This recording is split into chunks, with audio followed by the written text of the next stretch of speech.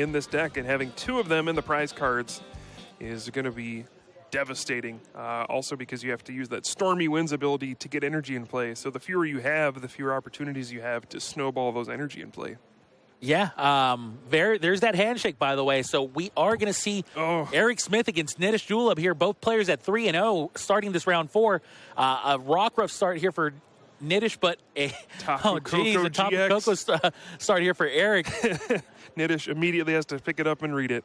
That is not a card you want to start with. That is supposed to be a surprise out of nowhere. Well, surprise. Yeah, you drop it down, use the ability, and shock your opponent with the GX attack. But there's no surprise here. Tapu Koko GX is going to be the starter Pokemon. And we will probably not be seeing that Tapu Thunder GX. Yeah, kind of hate that double retreat cost, too. It's going to have to find a Floatstone to get out of there. Just so many things that you don't want to see the Tapu Koko as your starter for. And now Eric, of course, looking through his deck and finds the bad news of the 2 Rayquaza prized in his prizes. Yep, and we see the first Rayquaza GX come down. Eric did discard a Grass Energy, so he's guaranteed to hit off of the Stormy Winds. It looks like not too bad of discards. How terrible would it have been if he would have discarded that Rayquaza, the final Rayquaza in his deck? It would have been awful. Oh, man, I would have been scared to do that. There's a Max Elixir, by the way. Finds another energy. Not 2 grass attached to that Rayquaza now. And this is exactly what you need when you're playing this deck. You need to storm right out of the gates. You need to get as much energy as you can in play immediately so that you can put pressure on your opponent. That is exactly what this deck is aiming to do. Just put on so much pressure and hope your opponent misses a beat, because once you start using Dragon Break, you're not going to stop. You're going to get prizes every turn. Absolutely. And now Eric does play a Cynthia to try to draw himself 6 additional cards here. Wants to find that other Rayquaza, wants to find more energies on this turn. Oh. And I see an interesting card in Eric's hand as well. I think that is a Marshadow. Oh, yeah. I'm going to let loose. The card that started letting loose as early as yesterday morning, and it is here in day 2 as well. It was not a one-hit wonder, and right away he just starts to let loose. Remember, this is the very first turn of the game. Nitish hasn't even drawn a card yet to start the game, to start his turn of the game. So now Nitish is down to 4 cards in hand before he can even do anything. That's just not what you want to see of your Nitish here, because your opponent already has 2 energy in play to go with that. Definitely a very scary start here for Nitish. This card is so strong when you're going first. Like you said, his opponent didn't even get to draw a card or play anything from his opening hand. He just went let loose. Instead of starting the game with 6 cards, how about 4? And hope they're good ones, because I'm going to be attacking you next turn. And now he attaches his energy for the turn. And now that's 3 energy in play here for Eric. On the first turn of the game, of course, he has to pass, as he is the first player to go to start this game. So now Nitish has to find cards as fast as possible, has to find something. He doesn't really have anything going for him outside of that Remoraid with an Octillery in hand, but no supporter in hand means it's going to be a very uneventful turn here for Nitish. He just plays Field Blower to say he did something. Yeah, I don't actually know why he played the Field Blower there. And I would consider attaching an energy, just because, next turn all you're going to be able to do is Abyssal Hand, so might as well make it count. But you see exactly how you can get to 3-0 with this Rayquaza GX deck. And, I think Nitish will immediately regret playing that Field Blower, as now we see the Fighting Fury Belt onto Rayquaza GX. Marshadow Let Loose has been a big tech this weekend in these Rayquaza decks because of this. You go first, you play a bunch of cards, and you go let loose. Good luck, opponent. Well, Nitish did not have the good luck on his side this time around, as Nitish is going to be in a lot of trouble before he starts his second turn. Of course, that Rockruff is not going to be seeing in another turn. Sure to be knocked out here. And Eric here still just wants to get more energy in play, wants to start solidifying on additional attackers, just in the rare case that Rayquaza gets knocked out sometime in the near future. Yeah, he actually did not find an energy off of that Cynthia. So I wonder if he's going to go for another Rayquaza GX. He has no energy in his discard pile currently, and he's going to need to hit one off of the 3 discards. Otherwise, this is going to fail, and he's going to be stuck at 3 energy in play.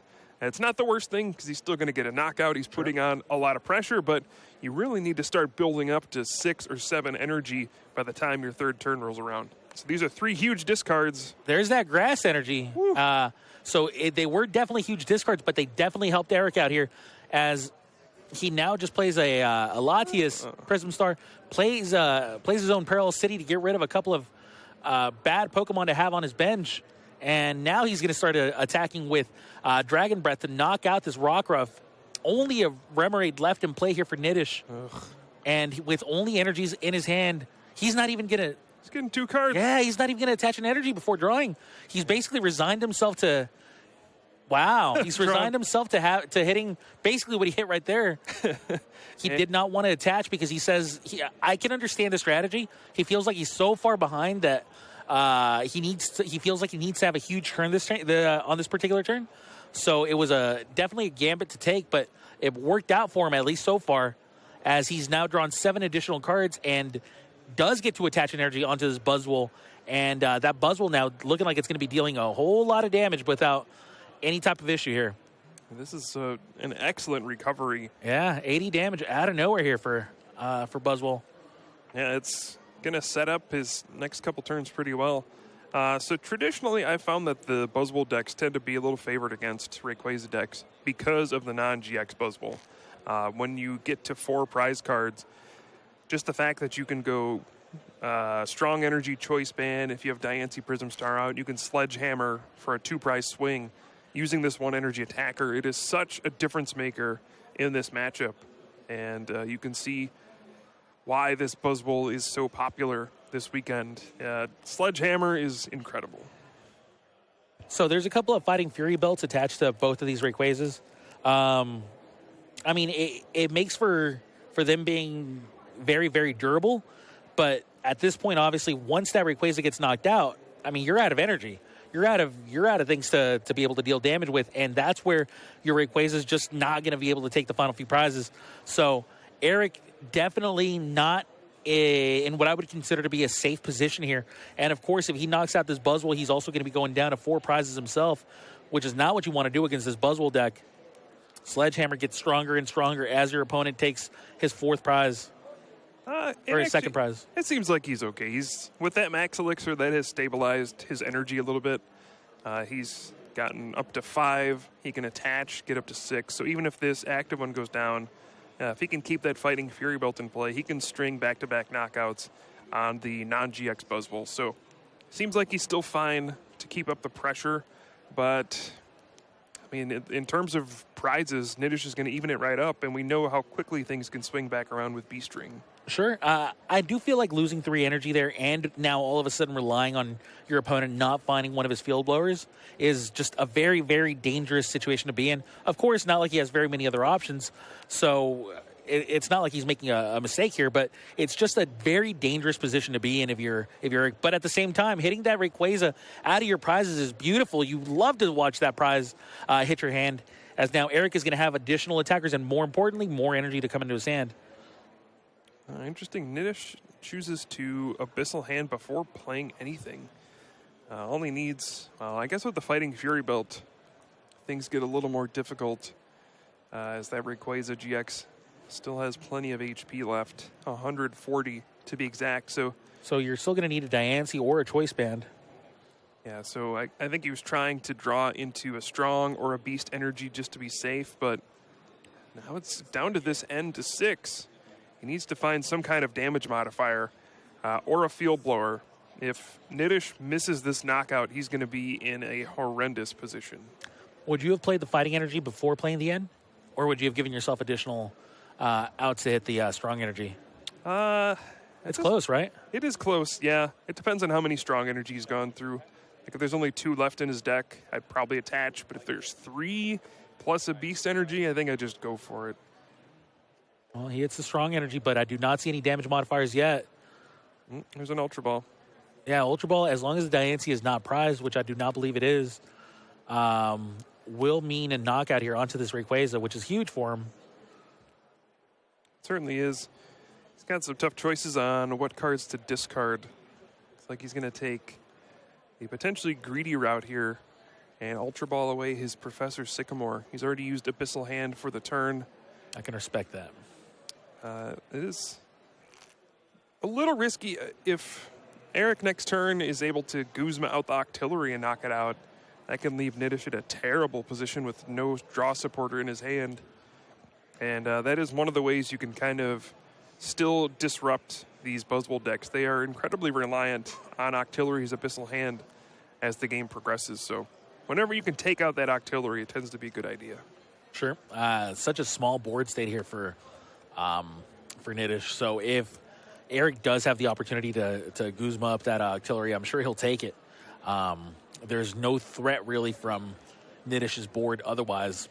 Definitely the most powerful card on the field for Nitish is that Octillery. Now, Eric potentially promoting the Rayquaza before he draws his turn, and he does choose to do so. Now, because he has another Rayquaza in hand, he has plenty of options before he starts to play any supporter cards. And they're just fixing the field here a little bit before Eric's turn really starts to take off. So many options available to Eric, and he discards an energy. Plus, not really sure what the other card was, in order for him to Ultra Ball. That Ultra Ball can find him that Rayquaza. He dumped a Cynthia and a Grass Energy to go grab this Rayquaza GX. He's got to get some energy in play. Oh, actually, he's looking at the Tapu Lele GX. I think he already has Professor Sycamore in hand. I wonder what he's going to go for with this. Well, I guess we'll see. Oh, he's going for Guzma. And he is going after the Octillery. Now, does he have a Float Stone in hand? I don't think so. I think he has to pay an energy to retreat. So maybe a little bit of hefty cost. Poor sequencing from Eric. If he had promoted something besides the Rayquaza GX, he could have kept another energy in play. Right. But I think he's doing the important thing, getting rid of Octillery. Now he's out of Sledgehammer range, so if Nitish doesn't find a supporter, he could be in some trouble. A Beast Ring would also be helpful. 100 damage onto that Octillery, and just like you said, he took that little gambit there by discarding the Sycamore, and now with that Octillery gone, it could come back to backfire, as now we see a Buzzwole GX get a strong energy attached onto it. The Buzzwole with just the single energy attached to it in the active position just is not the scariest thing in the world if you're Eric here. And Nitish taking a look at that Latias Prism Star, perhaps a little unfamiliar with these new cards from Sun and Moon Celestial Storm. This entire Rayquaza GX deck is comprised of cards from that new expansion. Yeah, looks like Nitish is just going to be aggressive. So Nitish sees that Eric has a single card hand. I mean, he's thinking, well, best case scenario here, if my opponent's got no options, then I can definitely start to take over the game with a well-timed Guzma. But, of course, we know that the last card in his hand was that Sycamore. It sure is. So there we do see Professor Sycamore, and we do see a Float Stone drawn off of that. This is where not having a lot of energy in play is going to backfire for Eric. Right now, he can only do 130 damage with Dragon Break, which is a 2-hit knockout, which is fine as long as Nitish doesn't top deck a Beast Ring. If he could find a Rayquaza plus a Max Potion or Max Elixir, for example, I mean, that might be asking for too much. But I would get there, but yeah, he has none of those cards. Yeah, and he already played a supporter for the turn, so that's just not going to happen. He's eyeing his Field Blower, but going to get rid of his own Parallel City. Even though it was nice early on to discard some junk on his bench, it has really limited the amount of Rayquaza GX he could put down, and he actually gets rid of his Float Stone so he can attach a Fighting Fury Belt and protect that Tapu Lele. Interesting play there by Eric, as he does deal 130 damage onto this Buzzwole GX. Now a Cynthia from the top here. Huge card here for Nitish. It's putting it lightly. Yeah. That is a massive top deck. Just a huge top deck here for Nitish, as he's able to shuffle his one card hand into his deck and draw 6 new ones. About as timely a top deck as you can have there if you're Nitish, and you're going to have to see if he's going to be able to pull something off from this. But still, I mean, it's a way better position than he was in to start this turn. He needs to draw a Beast Ring here. If he can find one, he's in great shape. If not, he's still not in a good spot. Well, there is no Beast Ring yet. And because he's already played a supporter, I guess there's no beast ring this whole turn. In my professional opinion, this is bad for Nitish. I concur. All right. Glad we can agree on that. So Nitish is just, oh man, it's such a rough spot because your Buzzwole's obviously going to get knocked down on the following turn. Your opponent's going to go down to a single prize. You're not going to be able to beast ring for the entire game, and that's kind of, well, plan A, B, and C. So without those options available to you, man, that artillery getting knocked out was just absolutely backbreaking, and that absolutely was the straw that broke the camel's back in this match. Yeah, I mean, this is one of the many decks that relies on Pokemon with abilities to draw extra cards as the game progresses. If you can take out the artillery, this deck can fizzle quite a bit. It doesn't always work, but it's usually worth trying. Well, he does do what the only thing he can do, which is just put a whole lot of damage onto these Pokemon. And now it's Eric's turn to keep things going. Of course, we know that Buzzwole GX will get knocked out by the end of this turn, but will Eric have any additional plays? Will he be able to start setting up another Rayquaza, for example? Looks like the answer to that is no so far. Eric's got a little bit of a painful hand. He's got a Sycamore, which is good, but he's going to have to discard 2 of his remaining Guzma, and he might not have many left. I think he's already played his Pal Pad as well, and he's wondering if it's even worth playing this Sycamore. Right. I was wondering the same thing, as it seems like those Guzmas may be more important than what Sycamore can provide. And he's just running low on everything. Oh, look at how much energy he has in his hand. The problem here is he would like to use Stormy Winds and get some extra energy out, but look at that deck. He's got like 4 cards left. Yeah. Well, earlier he did rescue Stretcher in the Tapu Koko GX. I think he nailed it perfectly.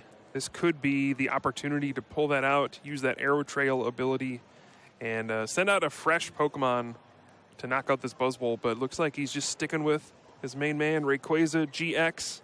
Going to go down to 1 prize card. And to be fair, Nitish does need a lot here to get the knockout. But if he can take down that 1 Rayquaza GX, he's probably in decent shape. He needs a Field Blower, Choice Band, and Strong Energy? Yeah, I think so. There's Choice Band. There's Choice Band. There sure is. There's Beast Ring. Oh, man. Doesn't work anymore. Just so untimely. So many things just not going well here for Nitish. And it looks like that might be the game here, as Nitish just honestly can't even knock out this Rayquaza, let alone survive another attack from it. Yeah, all that Eric needs is an energy. If he plays a basic grass or lightning energy next turn, he wins the game. We've seen his hand. We know that half his hand is energy. Yeah, thanks to the Fighting Fury belt, he'll get to exactly 190. Yeah, because of Eric's current hand, I think it's with Caster Vision, we know that the game's basically over right now. But Nitish still doesn't. Nitish is trying to see. Still got a chance here. He can pull out that Lycanroc GX. I think that Rockruff's been in play for a turn. I was about to ask you that. I don't know if it is. Well, if not, then this is over. But if he can Bloodthirsty Eyes, try to stall for time, a Jet Punch, something on the bench. Okay, well, I guess it is. It has been in play for the entire turn. Okay. So, this is actually smart, too. You can bring out the Tapu Lele GX. Because it doesn't have a Float Stone on it, it has Fighting Fury belt. Belt. Discard to retreat, yeah. Yeah, exactly. So smart play here from Nitish. This is going to force Eric to have a way to get multiple energy in play, which he does have a Rayquaza GX in hand, so that should work. The question is, does Nitish have another Field Blower left in his deck? I think Eric should be able to win this turn. If he can Stormy Winds, get an energy out, and then attach for the turn, that should be game over. 100, yep. You should be right. Max Elixir. Does he have any energy left in his deck? No, he does not. There's only 2 cards left in the deck. Yeah, and it's worth noting, even though when you use Stormy Winds, you have to discard the top 3 cards of your deck. If you can discard at least 1, you can still use the ability. Sure. So there's... I don't know if Eric knows that. That's actually kind of an obscure thing. But that is the ruling. As long as you have any cards to discard, you can do it. Looks like Eric does know that as he discards the last 2 cards in his deck, finds the last energy, and it looks like he found the play that will earn him the victory this game, as he's about to go up 1-0 against Nitish, but not without Nitish putting up a fight. Nitish found every available option to him and did what he could to not lose this game. But at the end of the day, Rayquaza, Dragon Break, a whole lot of damage. Yep. That was a very interesting first game. Eric will take it as he continues his nice streak here with this Rayquaza GX deck. But you can see it could go either way. If Nitish drew a little bit better, if he maybe didn't discard the Professor Sycamore off of that Ultra Ball earlier in the game, perhaps things would have been different. And also, Eric went first and dropped the Mars Shadow turn 1. Yeah. And so it's actually kind of impressive that the game was as close as it was. Yeah, Eric really making this deck look so good. The fact that he went 6 and whatever, he earned 6 victories in at most 8 rounds. And now he's 3-0, potentially going to be 4-0 with 1 more game win. I mean, that's just an incredible run to be on. And for it to be during the World Championships is just, that's a dream come true for most people. Yeah. So we're going to shuffle up here for game number 2 between Nitish and Eric. In game number 2, Nitish will be able to go first. I think part of what happened there is Nitish didn't seem to be too familiar with what Eric was playing. Even though Rayquaza GX was one of the most hyped decks coming into the World Championships, looked like he was picking up his opponent's cards, reading what they were doing. Maybe has not practiced this matchup very much because as the cards came out, the hype for this deck did die down a lot. A lot of players said, oh, this is not as good as I thought it was. Sure. And a lot of players dismissed it completely. So Nitish might not have even tested this matchup at all, saying, why would I play test against a quote-unquote bad deck? Right? Why would you waste your time doing that if you thought nobody was going to play it? I think one of the keys to victory here for Nitish is going to be to really take advantage of your opponent, his reliance on things like Fighting Fury Belt. If you can time your field blowers way better than he did game 1, for example, then that could very, very well spell a victory for him in this second game, especially as he's going first. And sure enough, he is setting up some bench Pokemon. Game 2 is about to begin. Remember, Nitish Doolub is down 1-0 against Eric Smith in this battle of 2 aggressive Titan decks.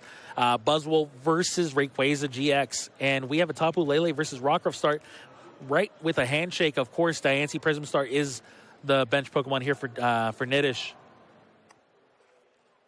Just a Cynthia right here to start things off here for Nitish, but at least he's got some Pokemon already in play. Of course, wants to start getting some energy in play, and that's about it. All you can ask for out of your first turn. Yeah, he's going to be hoping to just get maybe a Buzzwole down, get a basic energy, or any energy, just attach for the turn, and probably get a Remoraid down as well. That's really your ideal first turn when you go first with this deck. Play an energy, get down some basics. On the other side, Eric does start off with Tapu Lele GX, which you might look at and be like, oh, that's an unfortunate starting Pokemon. But one of the bad parts about the Rayquaza deck is it has almost 0 good starting Pokemon. Rayquaza GX has 3 Retreat, and you can't use its ability when you start with it. Tapu Lele, again, you can't use its ability when you start with it. I mean, you can start with Latias Prism Star. That is the best starting Pokemon, but everything else, you need like Floatstone to move your active. Otherwise, you're just wasting resources. Yeah, it makes you wonder why people don't play 4 Floatstone in their lists. Yeah. I don't know.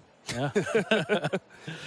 Well, we're no members of the Wacky Workshop, so. Yeah, looks like Nitish does get Brooklet Hill, does everything he wants, gets the fighting energy onto the Rockruff. Finds that Remoraid. The fighting energy on the Rockruff, typically safe, but I have seen plenty of very good turn 1 Rayquaza GX turns. It is not outside the realm of possibility that this Rockruff gets wiped out by the end of this turn.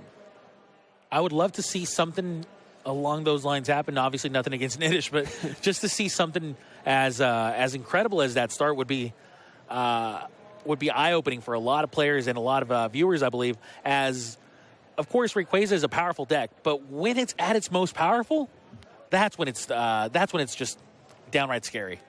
It probably has the highest ceiling of any deck.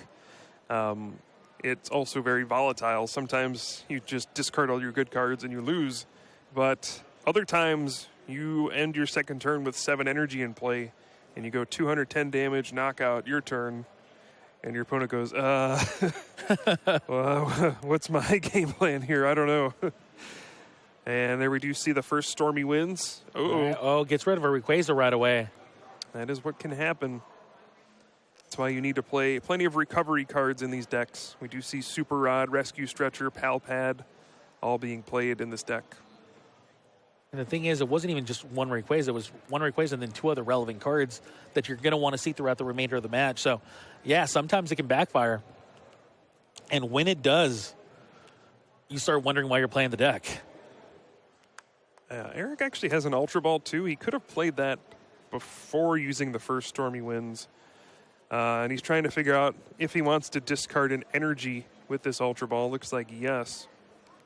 And I wonder if he'll grab... Maybe a Tapu Lele. Yeah. He has got a supporter in his hand. He has 1 Rayquaza GX in hand already and 1 Grass in the discard.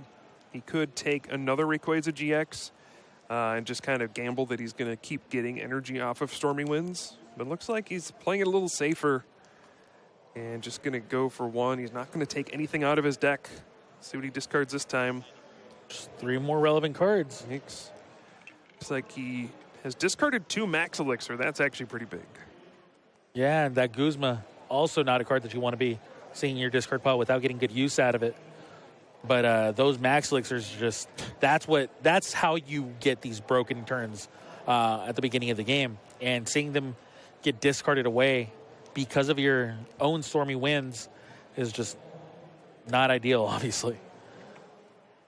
Now, that Rayquaza with the Fighting Fury Bolt and 2 energy on it is just so threatening.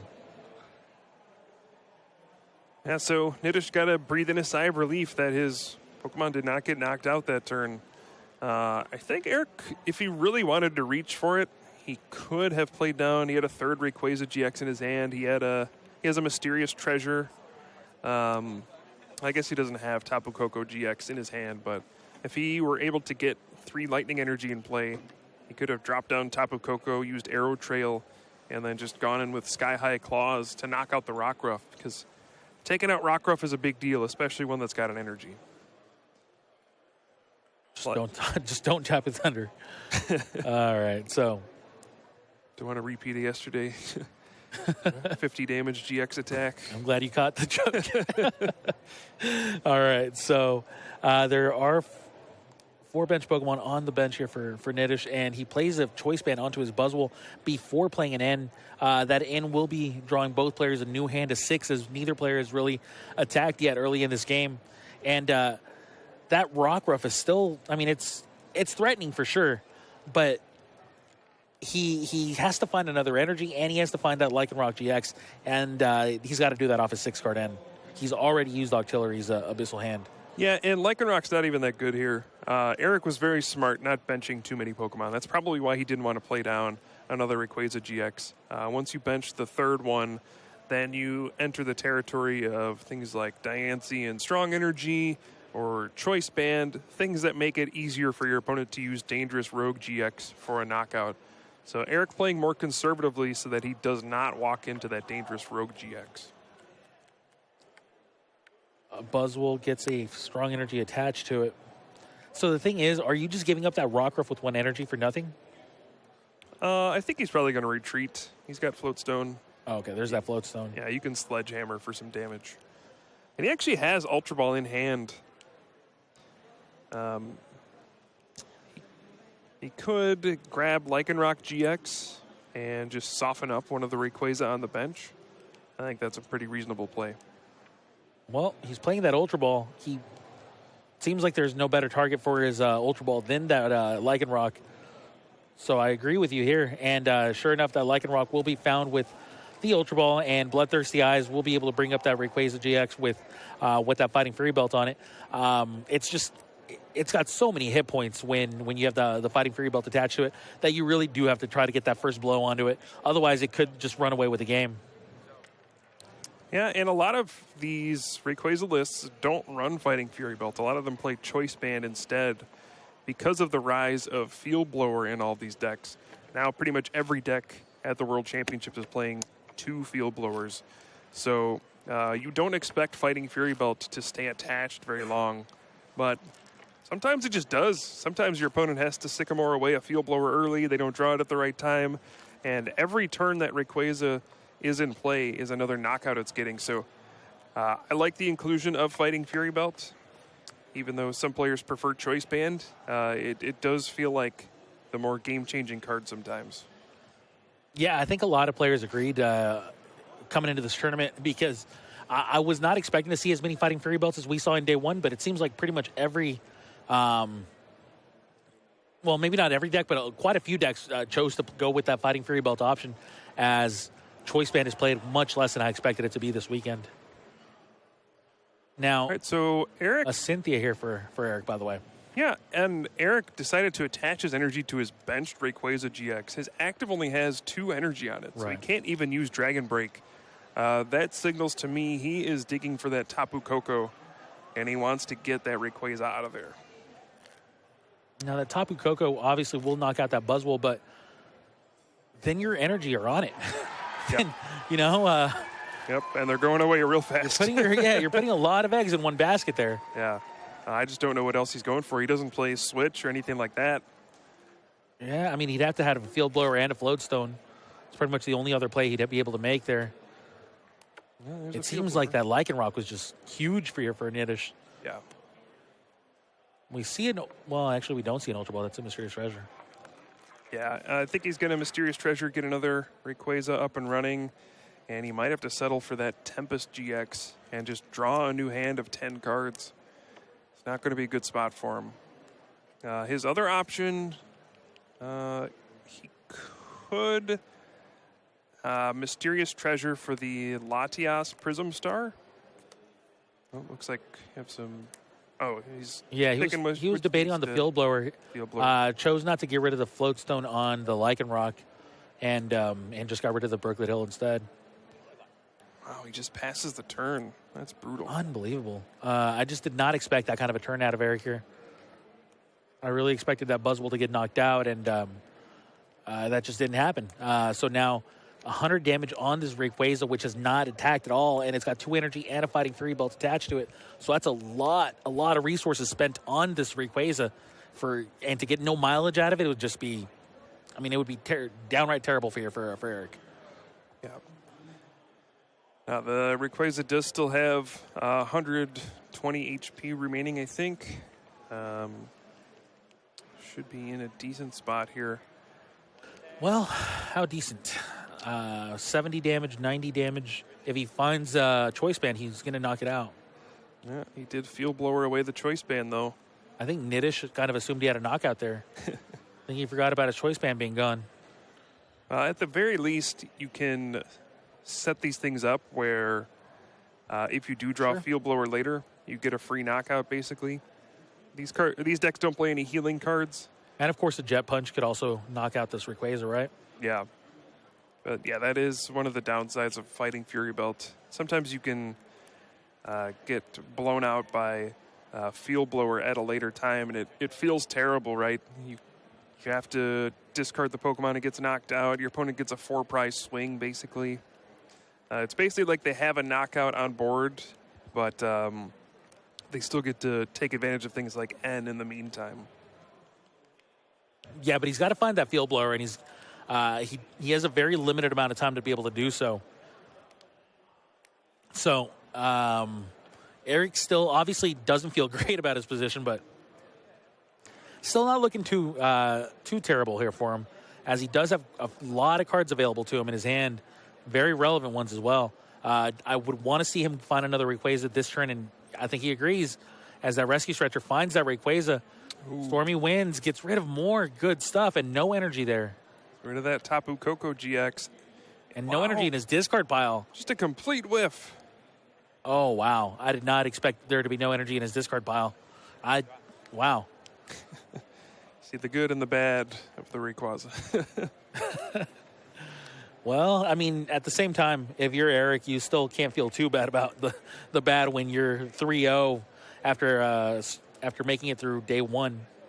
But still, it's just it never feels good to stormy wind and miss, and not only miss but get rid of more and more great cards out of your deck. And a Guzma here from Eric. Yeah, I think he should go after Octillery. The Lycanroc is very, very tempting here. You can wipe that off the board, take away your opponent's big GX attack, but then you walk right into Sledgehammer. And your opponent already has a Buzzwole with 2 strong energy on it. So walking into Sledgehammer does not feel like a good idea to me. But looks like Eric says, all right, I just don't want to get hit by Dangerous Rogue. Oh, man. Well, the problem is that you're not going to get hit by Dangerous Rogue, but you're still going to get one hit KO'd. Exactly. And it's on board, right? It's not right. even a mystery. It's exactly 180 damage. Sledgehammer literally might as well read Dangerous Rogue GX without the GX part of it. Yeah. It's the same effect there. You do take another prize, but, I mean, it's coming at such a big cost. I don't even know if I would have played the Guzma there. I think that taking care of that Buzzwole with 2 strong energy is already a really, really good effect, and you don't have to spend a supporter card to do anything otherwise. And then being able to knock out a GX on your following turn would let you avoid a huge Sledgehammer from your opponent. But either way, Eric did calculate his play, and he chose to go with the Lycanroc, and now we're going to have to wait and see how that plays out here for him, as Nitish now is going to be able to get a very easy knockout on that Rayquaza GX. Yeah, and I feel like if you're going to go for that play, you should just use the Rayquaza that already has 180 damage on it. You're going to get knocked out this turn. You might as well lose the Pokemon that's... force your opponent into a Guzma. Yeah, or finding Field Blower. Yeah. By the way, I think Nitish might have found a Field Blower, no? I thought I saw it in the back of his hand, but maybe not. Looks like a Beast Ring. He's going to be able to charge up that benched Buzzwole GX. Nitish looks to be in complete control this second game. I only see one Field Blower in the deck right now. So either the other one's in his hand, the discard pile, or the prizes. I think we'll find out shortly. I agree. No, not in the hand. Yeah, Sledgehammer, 120 plus 20, 40, 60. That is 180. That is a knockout there. So that's 2 prizes here for Nitish as he ties things up at 4 prizes apiece. But Eric's 3 energy are gone, and 2 energy are on a Rayquaza that's just a Field Blower away from being knocked out. So it's a really, really rough spot to be in if you're Eric. The clock is ticking for you, and you just have to hope that your opponent doesn't find a Field Blower. Pretty much, yeah. Or a Guzma. And the problem is, if Eric doesn't have Guzma this turn, he's not going to take a GX knockout. And that just does not bode well for him. Nitish has prizes lined up every turn of this game, and he's going to knock out GXs for the next 2 turns. It's almost on board already. The Buzzwole GX just needs another energy, and then he just needs a Lycanroc GX plus another energy. And you can see clearly how he's going to close out this game. Eric, it's a little less clear. If he has to knock out this non-GX Pokemon, he goes down to 3 prize cards, which means he still needs 2 more attacks to win. And I just don't think he's going to get those turns. Rayquaza now gets its 3rd energy on it. I mean, I completely agree with you, but at the same time, I think if you're in Eric's spot, you feel like there's a marginal chance of you still being able to pull this off, especially when you draw that Marshadow, for example. Like, these are things that they're not likely to work out for you, especially given your opponent's Octillery and whatnot. But that's about all you can hope for, is hope that your opponent stumbles and maybe makes a key misplay. Yeah, I guess the way he could avoid losing is if he can get a Fighting Fury Belt on this fresh Rayquaza, and if Nitish never draws Field Blower. Or Guzma. Sure. Well, the active one will have 220 HP, so... I mean, there's a lot Nitish could have. It's going to be rough. Yeah. You're expecting your opponent to basically not do anything the rest of the game. Yeah, I mean, like we said, that Jet Punch already knocks out that Rayquaza on the bench. And dealing 50 damage to the active Rayquaza is not bad either. I think the dice might have gotten messed up on the bench for Rayquaza too. Right now... 120, 160, 170, 190? Maybe not. No, I think it's right. Okay. We're good. All right. Either way. We have let loose. Well, how loose did we get, though? Four cards worth. 4 cards for each player. Remember. Oh, no. There's a Guzma, Beast Energy, another Guzma. Nitish's hand is pretty good off those 4. Parallel City. Yeah. What do you get rid of here if you're Nitish? Oh, man. Diancie, maybe? No, it's Eric. He's Parallel City himself. Geez, you're right. Okay. Man, I would have considered discarding the damaged Rayquaza. Exactly. I don't know what's left in his deck. Yeah, you're still knocking out that Buzzwole. I don't know if you can get GX knockouts if you wipe away that much energy off your board, but it's tempting. Maybe Eric just thinks he can't win if Nitish draws Field Blower, so no point in trying to go for it. Huh. Just pretend your opponent never draws it, because if they do, you're going to lose. Well, Eric down to 3 prizes now. So Buzzwole GX coming out. Still no. Well, by the way, he's got a lot of cards that he can't get rid of in his hand, so he's not going to be able to Abyssal Hand for too much. Yeah, but he does find Strong Energy. That's a Beast Energy. Sorry. Only doing 210 though. Lycanroc going to be able to Bloodthirsty Eyes up that Rayquaza with no Fighting Fury Belt and only 1 energy on it. Abyssal Hand going to draw 2 cards here. Choice Band and another Octillery, so still no Field Blower. So we can put the Choice Band on, and this does reduce the number of benched Pokemon for Eric. So this could turn into whether or not Nitish draws an energy next turn. Does Knuckle impact for the 2 prize knockout? Eric has 5 energy in play, so he's dealing 160. Yeah, 1 more gets the knockout on this Buzzwole GX. And he has it in hand, so he will be able to knock out that Buzzwole, which means Lycanroc is going to be the last possible option here for Nitish. Will Eric bench any additional Pokemon? One's going to come down to the wire. We know Nitish has the triple Guzma in his hand. But if he has 1 more energy card, he's going to tie this series up using that Dangerous Rogue GX. Oh, man. Really close. Now would be a good time for a max potion. Although that wouldn't even help, because then you'd lose all your energy. Okay, well, he does have the energy he needs, so he's going to be able to knock out this Buzzwole. He plays an additional bench Pokemon. No, he doesn't. I don't think that particularly matters. Like, if your opponent has Guzma, they can knock out your Rayquaza with 30 on it, or 30 HP left. True, because the Field Blower already means a victory. Yeah. Yeah. Like, if they can play a Guzma, or a Field Blower, yeah. Sure. You already lose. Right, so it's down to Nitish needing... This does make it so, well, a Strong Energy wins now. Right now it's doing 200. Yeah, so now a Strong Energy gets a knockout on the active. Why does it deal 200 right now? Choice Band. So that's 180. Diancie. Oh, Diancie's still in play. Yeah.